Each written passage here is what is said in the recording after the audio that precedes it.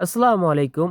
সবুজ নামে এক ভাই জারা ঘাস নিয়ে প্রশ্ন করেছে, ভাই এই ঘাস কি কাদামাটিতে চাষ করা যায়? আরেক ভাই প্রশ্ন করেছে পানিতে হয় কিনা? অর্থাৎ দুই ভাই এক প্রশ্ন যে জারা ওয়ান হাইব্রিড ঘাস পানিতে কিংবা কাদামাটিতে চাষ করা যায় কিনা?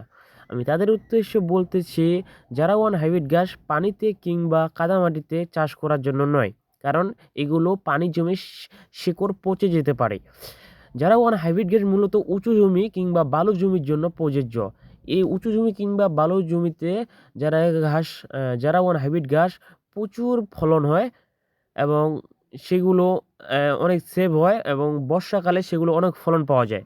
তাই আমার সাজেশন থাকবে যে যারা ওয়ান হাইব্রিড গাছ যদি আপনি লাগাতে চান অবশ্যই উঁচু জমি কিংবা বালু জমি যেসব জমিতে বর্ষাকালে আপনার পানি জমে না সেসব জমিতে আপনি যারা ওয়ান হাইব্রিড গাছ লাগাবেন তাহলে ফলন ভালো পাবেন এবং আপনি নিরাপদে থাকবেন, রোগবালাই কমবে, গাছ মরে যাওয়ার কোনো সম্ভাবনা নেই।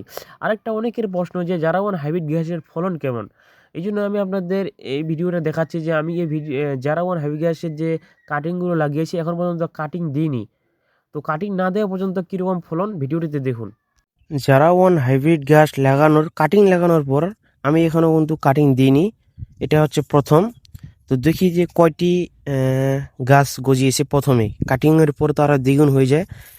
1, 2, 3, 4, 5, 6, 7, 8, 9, 10, 11, 12, 13, 14, 15, 16, 17, 18, 19, 20, 21, 22, 23। অর্থাৎ আপনারা দেখতে পাচ্ছেন যে 23টি গাছ কিন্তু একটি গাছ থেকে হয়েছে।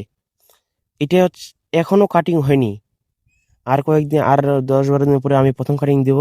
ইতিমধ্যে 23টি হয়ে গেছে, আরো কয়েকটি ছোট ছোট বাহির হচ্ছে। আবার প্রথম কাটিং এর তুলনায় দ্বিতীয় কাটিং এ কিন্তু দ্বিগুণ গাছ হবে।